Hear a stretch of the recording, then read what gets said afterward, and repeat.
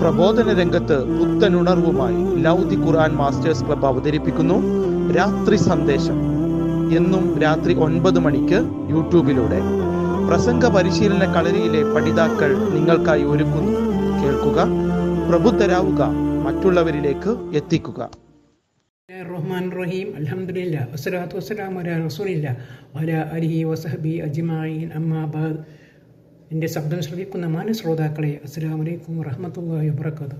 മൂന്നാം ഖലീഫ ഉസ്മാൻ ഇബ്നു അഫ്ഫാൻ റളിയല്ലാഹുവിനെ പറ്റി ഇപ്പം സംസാരിക്കുവാനാണ് ഞാൻ നിങ്ങളെ വന്നിരിക്കുന്നത്. അൽഹംദുലില്ലാ. അതായത് ഖുറൈശി ഗോത്രത്തിൽ ബനൂ ഉമയ്യ കുടുംബത്തിൽ ക്രിസ്താബ്ദം 576 അദ്ദേഹത്തിന് ജനം. വളരെ ആഡംബരത്തിൻ്റെയും അതുപോലെ ആർഭാടത്തിൻ്റെയും മടിത്തട്ടാണ് അദ്ദേഹം പിറന്നത്. അദ്ദേഹം വളരെ സമ്പൽ സമൃദ്ധമാണ്. പിന്നെ അബൂബക്കർ റളിയല്ലാഹു അൻഹു ഇസ്ലാം മതം ആശ്രയിച്ചതിന് ശേഷം അദ്ദേഹത്തിൻ്റെ അനുമതിയോടുകൂടി 5-6 പ്രശസ്തർ ഇസ്ലാം മതം ആശ്രയിക്കുകയുണ്ടായി. അതിലൊരു പ്രമുഖരായിരുന്നു ഉസ്മാൻ ഇബ്നു അഫ്ഫാൻ റളിയല്ലാഹു അൻഹു. അദ്ദേഹം ഇസ്ലാമിക കടന്നു ഇസ്ലാം വളരെ സാമ്പത്തികമായി പിന്നോക്കം നിൽക്കുന്ന അവസ്ഥയിൽ അയാൾ മഹാമനസ്കനും അദ്ദേഹം ഉദാരശീലനുമായിരുന്നു. അതായത് ധാരാളം മർദ്ദനങ്ങൾ ഉസ്മാൻ റളിയല്ലാഹു അൻഹു ഏൽക്കേണ്ടി വന്നിട്ടുണ്ട്.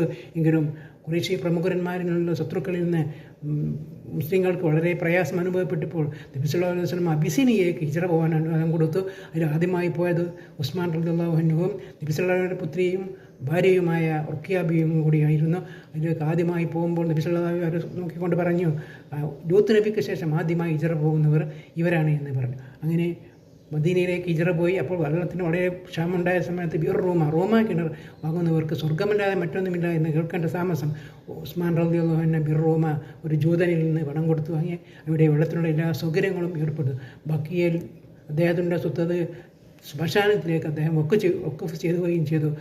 പിന്നെ നബി സല്ലല്ലാഹു അലൈഹി വസല്ലമയുടെ മകൾ അതായത് റുഖിയ ബീവിക്ക് രോഗം മൂർച്ഛിച്ചപ്പോൾ ബദർ യുദ്ധത്തിന് പങ്കെടുക്കാൻ ഉസ്മാൻ റളിയല്ലാഹു അൻഹു സാധിച്ചില്ല. അതിന് ഭാര്യയെ ശുശ്രൂഷിക്കുന്നതിനായി യുദ്ധയോദ്ധാവിനെ പോലുള്ള ഫലം കിട്ടുമെന്ന് പറഞ്ഞ് നബി സല്ലല്ലാഹു അലൈഹി വസല്ലം ശമാസിപ്പിച്ചു. ബദർ യുദ്ധം കഴിഞ്ഞ് വിജയശാലിതരായി അവിടെ വന്നപ്പോൾ റുഖിയ ബീവി മരണപ്പെട്ടിരുന്നു. അത് വളരെ താങ്ങാനാവാത്തതായി. പിന്നെ ഹിജ്റ 3-ാം വർഷം നബി സല്ലല്ലാഹു അലൈഹി വസല്ലം മറ്റൊരു പുത്രി അതായത് റുഖിയ ബീവിയുടെ അനുജത്തി ഉമ്മു കുൽസൂമിനെ ഉസ്മാൻ റളിയല്ലാഹു അൻഹുക്ക് വിവാഹം ചെയ്തു കൊടുത്തു. അങ്ങനെ ദുന്നുറൈനി അതായത് ഇരട്ടപ്രകാശമുള്ളവൻ എന്ന ഒരു പ്രശസ്തിയും ഉസ്മാൻ റളിയല്ലാഹു അൻഹു കരസ്ഥമാക്കി. പിന്നെ തബൂക്ക് യുദ്ധത്തിലാണ് ഉസ്മാൻ റളിയല്ലാഹു അൻഹുവിൻ്റെ ഉദാരതയും മഹാമനസ്കതയും കാണാൻ കഴിഞ്ഞത്. ധാരാളം വമ്പിച്ച ഒരു സമ്പത്ത് തന്നെ യുദ്ധഫണ്ടിലേക്ക് നീക്കിവെച്ചു. 940 ഒട്ടകങ്ങളെയും പിന്നെ 60 കുതിരകളെയും 1000 സ്വർണ്ണ നാണയങ്ങളും തബൂക്കത്തിന് വേണ്ടി തന്നു. അങ്ങനെ മുസ്ലിങ്ങൾക്ക് എല്ലാവിധ ഉസ്മാൻ റളിയല്ലാഹു അൻഹുവിൻ്റെ ഇസ്ലാം ആശ്രയിച്ച മുസ്ലിങ്ങൾ വളരെ ഉപകാരപ്പെടുകയും ചെയ്തു. വളരെ രാത്രി അധികം നേരം സമയം നിന്ന് നമസ്കരിക്കുകയും ഖുർആനുമായിട്ട് അഭേദ്യ ബന്ധം പുലർത്തുകയും ദിവസങ്ങളിൽ അധികവും വ്രതമനുഷ്ഠിക്കുകയും നല്ല മനുഷ്യൻ വളരെ പാവങ്ങളെ വളരെ സഹായിച്ചു, വിധകളെ സഹായിച്ചു. അടിമത്തം നിലനിരുന്ന കാലമായിരുന്നു. അടിമകളെ വില കൊടുത്ത് മോചിപ്പിച്ചവരെ സ്വതന്ത്രരാക്കി വിടുകയും ഒക്കെ ചെയ്തു. ഉസ്മാൻ ഏറ്റവും വലിയൊരു ഹൃദയവിശാലതയുള്ള ഒരു ആളായിരുന്നു. അത് ജനങ്ങൾ ഖലീഫയായി ചുമതലയെടുത്തെന്ന് പറഞ്ഞു. പിന്നെ ജനങ്ങളുടെ രക്ഷകർത്താക്കളാണ് ഭരണാധിപന്മാരെന്ന് അവരോട് നികുതി പിരിക്കുവാനല്ല ഭരണാധികാരിയുടെ ചുമതല എന്നൊക്കെ പറഞ്ഞ് ജനങ്ങളെ വളരെ ആശ്വസിപ്പിച്ചു. അങ്ങനെ ഒരു നല്ല ആ മനുഷ്യൻ മറ്റുള്ളവരുടെ ഒത്തേറ്റു മരണമടഞ്ഞ് സ്വർഗത്തിലേക്ക് പോയി. വാഖിറു ദഅ്വാനാ അൽഹംദുലില്ലാഹി റബ്ബിൽ ആലമീൻ. അസ്സലാമു അലൈക്കും വറഹ്മത്തുള്ളാഹി.